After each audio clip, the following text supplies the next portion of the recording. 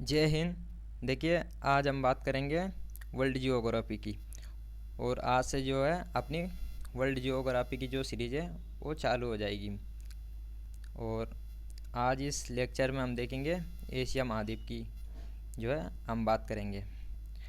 यहाँ से जो है वो यूपीएससी प्रीलियम में कई बार जो है डायरेक्ट प्रश्न पूछ लिए जाते हैं। जैसे पर्वत श्रेणियों के बारे में पूछ लिए जाते हैं, जनजातियों के बारे में पूछ लिए जाते हैं, नदियों के बारे में, इन सब के बारे में जो है पूछ लिए जाते हैं। तो आज जो है हम एशिया महाद्वीप की बात करेंगे। तो सबसे पहले जो है एशिया और यूरोप को जो अलग करने वाले भौगोलिक क्षेत्र हैं कौन कौन से हैं वो देख लेते हैं। और ये जो पीडीएफ है आप टेलीग्राम से डाउनलोड कर लेना, उसकी लिंक जो है आपको नीचे डिस्क्रिप्शन में मिल जाएगी। तो चलिए, सबसे पहले जो है वो एशिया और यूरोप को कौन कौन से भौगोलिक क्षेत्र अलग करते हैं वो देख लेते हैं, क्योंकि ये जो प्रश्न है वो कई बार जो है पूछ लिया गया है।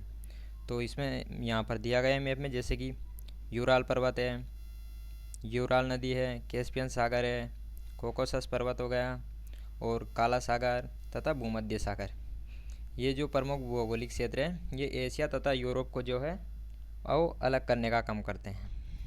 अब बढ़ते हैं आगे, और अब एशिया के बारे में जो है कुछ प्रमुख बातें जान लेते हैं। जैसे क्षेत्रफल तथा जनसंख्या के आधार पर जो है एशिया जो है वो सबसे बड़ा महाद्वीप है। और एशिया को ही जो है वो एशिया की जो नदी घाटियाँ हैं उनको ही सभ्यताओं का पालना कहा जाता है। और एशिया को ही जो है वो सभी धर्मों की जन्मस्थली माना जाता है। अब देखते हैं कि जो एशिया शब्द है वो इब्रू भाषा का शब्द है, और इसका मतलब होता है उगता हुआ सूरज, द राइजिंग सन इसका मतलब होता है। अब यहाँ पर एशिया के जो है इसको हम बांट देते हैं, इसके जो भाग देख लेते हैं। एशिया में जो है कुल 48 देश जो है इसमें शामिल किए गए हैं। अब यहाँ पर जैसे ये दक्षिण पूर्वी एशिया हो गया, इधर भारत पाकिस्तान, इसमें जो है ये दक्षिण एशिया में आ जाता है। इधर जो है पश्चिमी एशिया, यहाँ ऊपर जो है मध्य एशिया, तथा इधर जो है वो पूर्वी एशिया हो जाता है। और इधर ऑस्ट्रेलिया है, इसको जो है एशिया में। अब इसके जो है देश देख लेते हैं कि पश्चिमी जो एशिया है इसमें कौन कौन से देश आते हैं, मध्य एशिया में कौन कौन से देश आते हैं, इन सब की बात कर लेते हैं। जैसे यहाँ पर पश्चिमी एशिया में जैसे ईरान, इराक, सऊदी अरब, तुर्की, Israel, Yemen, Oman, Qatar, Bahrain, UAE, इस तरह से जो है ये प्रमुख देश है, लेबनान, सीरिया। और मध्य एशिया में जो है कजाकिस्तान, किर्गिस्तान, तजाकिस्तान, तुर्कमेनिस्तान, ये देश जो है आ जाते हैं। अब बात करें पूर्वी एशिया की, तो इसमें चीन, मंगोलिया, जापान, उत्तर तथा दक्षिण कोरिया और ताइवान, इसके अलावा भी जो है इसमें और देश जो है शामिल कर लिए गए हैं। आप इनको जो है वो एटलस पर देख लेना बाकी देशों को। कुल 48 देश हैं इस जो है इस महाद्वीप में। दक्षिण पूर्वी एशिया में जैसे कुछ देश हैं यहाँ पर, जैसे Myanmar, Laos, Thailand, Cambodia, Vietnam, इसके अलावा भी जो है और देश इसमें आते हैं।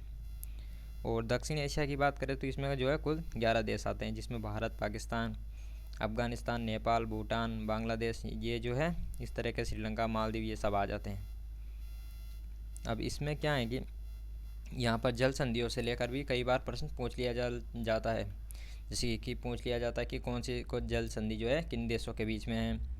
जैसे मलक्का जल संधि के बारे में कई बार जो है प्रश्न आ गया है, सुंडा जल संधि के बारे में आ गया है। तो यहाँ पर एशिया महाद्वीप के जो है प्रमुख जल संधियों की बात कर लेते हैं। जिससे यहाँ पर सबसे मोस्ट जो जल संधि हो जाती है वो मलक्का जल संधि हो जाती है, क्योंकि ये जो है वो विश्व की सबसे लंबी जल संधि है। और ये किन देशों के बीच में है, तो ये मलेशिया तथा इंडोनेशिया जो है इन देशों के बीच में स्थित है। इसके अलावा जो है एक सुंडा जल संधि है, ये इंडोनेशिया तथा जावा के बीच में स्थित है। और भारत पाकिस्तान के बीच में तो सभी जानते हैं जो कि पाक जल संधि है। इसके अलावा एक हारमुज जल संधि है जो कि ओमान तथा ईरान के बीच में स्थित है। और यमन तथा जिबूती के बीच में जो है बाब उल मेंडाऊ, जो कि जिसे आंसू का द्वार भी कहते हैं, ये प्रमुख संधियाँ जल संधियाँ थी। अब यहाँ पर जो है कुछ पर्वत श्रृंखलाएँ इनकी बात कर लेते हैं। जैसे कि यहाँ पर मैप में देख लेते हैं। जैसे कि सबसे पहले यहाँ पर म्यांमार की तरफ जो है अराकान योमा पर्वत श्रेणी जो है उपस्थित है। भारत में जो है हिमालय है अपना, और इधर पाकिस्तान की तरफ में जो है वो सुलेमान तथा कीर्ति जो है ये पर्वत श्रृंखलाएँ उपस्थित हैं। और इसके अलावा जो है यहाँ पर हिंदू कुश है, कुनकुल है, पामीर ग्रंथि है, इसे जो है पामीर ग्रंथि कहते हैं। टियानसेन है क्योंकि इससे जो है तीन पर्वत श्रेणियाँ मिली हुई है, इसलिए इसे पामीर ग्रंथि कहते हैं। और इधर जो है तुर्की की तरफ पोंटिक तथा टोरस पर्वत श्रृंखलाएँ जो है वो उपस्थित हैं। और ईरान की तरफ ईरान इराक इनकी तरफ है एलबुर्ज तथा जैग्रोस, ये प्रमुख जो है श्रेणियाँ हो जाती है। अब इनके बाद में जो है हम बात करेंगे एशिया के प्रमुख पठारों के बारे में। तो देख लेते हैं, यहाँ पर एक जो है महत्वपूर्ण पठार हो जाता है याकूत का पठार। ये जो है कई बार पूछा गया है परीक्षा में। उसके बाद ये रूस की तरफ है, और इसके बाद जो है अनातोलिया का पठार हो जाता है तुर्की में। इधर ईरान का पठार, और यहाँ पर जो है पामीर का पठार हो जाता है। और पामीर का पठार जो है वो विश्व की छतपीस है कहते हैं। और यहाँ पर एक जो है तिब्बत का पठार हो जाता है, जो कि विश्व का सबसे ऊंचा तथा सबसे बड़ा जो है पठार है।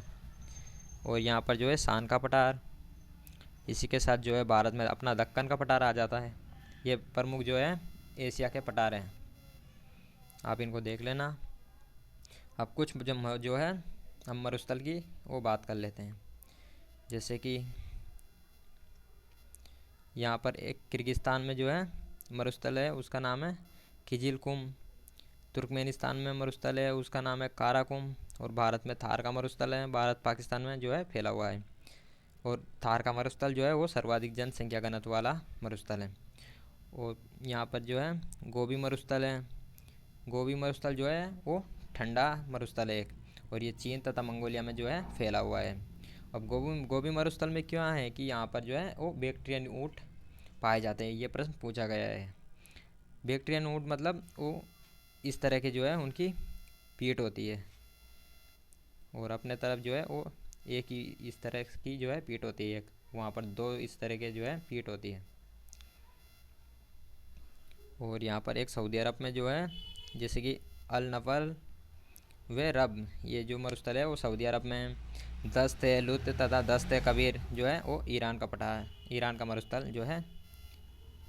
अब यहाँ पर कुछ जो है महत्वपूर्ण झीलों के बारे में बात कर लेते हैं, और इनको मैप पर भी देख लेंगे, क्योंकि झीलों से भी जो है ज़्यादातर क्वेश्चन पूछ लिए जाते हैं। तो सबसे महत्वपूर्ण जो झील हो जाती है वो अपने कैस्पियन सागर हो जाती है। ये झील बहुत बड़ी है, इसलिए इसको सागर कह दिया जाता है।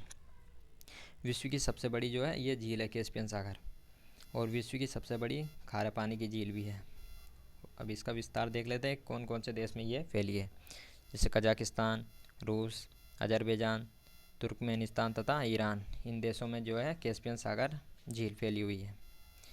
इसके बाद जो है बेकाल झील आ जाती है। बेकाल झील जो है वो विश्व की सबसे गहरी झील है। मृत सागर, जॉर्डन तथा इजराइल की सीमा पर जो है वो मृत सागर स्थित है। और इसके बारे में जैसे विश्व की समुद्र तल से भी जो है ये इस समुद्र तल से भी नीचे स्थित झील है मृत सागर। विश्व में दूसरी सर्वाधिक खारे पानी की झील है। अब यहाँ पर एक वोन झील देख लेते हैं जो कि तुर्की में स्थित है, और इसकी खासियत ये है कि ये जो है कि ये जो है सर्वाधिक लवणीय झील है। इसकी 330 जो है, मान लो 330 का मतलब क्या है, जैसे 1000 ग्राम जल लेंगे तो उसमें जो है 330 ग्राम उसमें इस पानी में नमक निकलेगा, इसका मतलब ये होता है।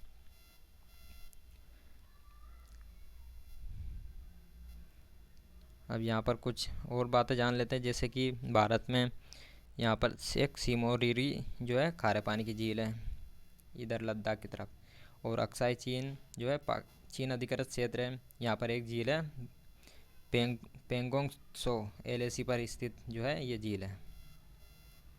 इसके अलावा कुछ और झीलें देख लेते हैं, जैसे कि टेंचले सेब झील जो कि कंबोडिया में स्थित है, टोवा झील इंडोनेशिया में स्थित है, अरल झील जो है कजाकिस्तान तथा उज्बेकिस्तान में स्थित है, बालकास जो है वो कजाकिस्तान में स्थित है। अब इनके बाद में जो है हम नदियों के बारे में बात कर लेते हैं। एशिया महाद्वीप में जो है प्रमुख कौन कौन सी नदियाँ हैं। जैसे भारत की तो सभी जानते हैं, जैसे सिंधु हो गई, गंगा, ब्रह्मपुत्र। यहाँ पर चीन की जो है एक, यहाँ पर सबसे ऊपर देख लेते पहले। जैसे यहाँ इराक की तरफ से कुछ नदियाँ आती जैसे कि दजला, फरात, और एक आमूर नदी है जो कि चीन तथा रूस की सीमा पर जो है स्थित है। इसके अलावा चीन की एक जो है यांग टीसी नदी है, यांग टीसी कियांग नदी जो है। और एक जो है चीन की हांगो नदी है, जो कि चीन को इसका शोक भी कहते हैं आंगो नदी का। और आंगो नदी का ही जो है इसको ही पीली नदी भी कहते हैं। और म्यांमार में जैसे नदियां हैं सालविन तथा इरावदी, ये प्रमुख नदियां हैं। इनके बारे में डिटेल में समझेंगे नीचे। जैसे सबसे पहले यांग टेसी नदी, ये जो है एशिया की सबसे बड़ी नदी है जो कि चीन में स्थित है। उसके बाद हांगो या पीली नदी, इस नदी को जो है चीन का शोक कहा जाता है और चावल की खेती के लिए ये प्रसिद्ध है क्योंकि यहाँ पर जो है पीली मिट्टी है।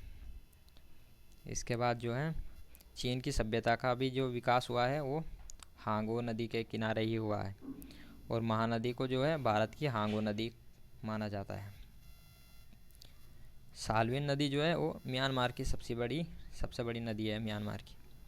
और इरावदी नदी पर ही जो है वो यंगून शहर है और इसे जो है म्यांमार की जीवन रेखा भी कहा जाता है। और इसके बाद जो है दजला, फरात नदियाँ जो है, यहाँ यूफ्रेटस या टिग्रिस नदी, ये इराक की सबसे प्रमुख नदियाँ हैं। और मेसोपोटामिया की जो सभ्यता है वो इसी नदी के किनारे स्थित थी। अब इनके बाद में जो है नदियों के बारे में कुछ जनजातियों के बारे में बात कर लेते हैं, जो कि यहाँ से जो है कभी कभी डायरेक्ट सवाल पूछ लिए जाते हैं कि कौन सी जनजाति कौन से देश में स्थित है। तो यहाँ पर एक याकूत जनजाति है, इसके बारे में परीक्षा में पूछा गया है, जो कि साइबेरियाई रूस में स्थित है। और इसके बाद में मंगोल जनजाति जो कि चीन व मंगोलिया की सीमा पर स्थित है। रोहिंग्या जनजाति जो है वो म्यांमार में स्थित है। इसके अलावा चकमा जनजाति जो है बांग्लादेश में स्थित है। किर्गिज, ये किर्गिस्तान में स्थित है। पख्तून जो है अफ़गानिस्तान में स्थित है। इसके बाद जो है कुर्द जनजाति जो है वो तुर्की, ईरान तथा इराक जो है इन देशों में फैली हुई है। कजाक जनजाति कजाकिस्तान में स्थित है। और यहाँ पर नेपाल की कुछ जनजातियाँ जैसे शेरपा जो है वो पर्वतारोही होती है। और भोरा जो है वो कृषक होते हैं। इसके अलावा कुछ और बातें जान लेते हैं कुछ देशों के बारे में। कुछ महत्वपूर्ण जो है पॉइंट हो जाते हैं, जैसे कि नेहरू का देश जो है वो पाकिस्तान को माना जाता है। इसके साथ ही जो है नदियों का देश बांग्लादेश को कह देते हैं। और पूर्व का मोती तथा रत्नों का देश जो है श्रीलंका को कहते हैं। उत्तर कोरिया व दक्षिण कोरिया के मध्य जो है वो 38वीं समांतर रेखा स्थित है। और उत्तर वियतनाम तथा दक्षिण वियतनाम के बीच में जो है वो 17वीं समानांतर रेखा है। यहाँ से जो है प्रश्न पूछ लिए गए हैं पहले भी। तो आज जो है वर्ल्ड ज्योग्राफी का अपना पहला जो है लेक्चर था, और अब से हम वर्ल्ड ज्योग्राफी कंटिन्यू करेंगे। और ये पीडीएफ जो है आप टेलीग्राम से डाउनलोड कर लेना, उसकी लिंक जो है आपको नीचे डिस्क्रिप्शन में मिल जाएगी। तो मिलते हैं अब अगली वीडियो में।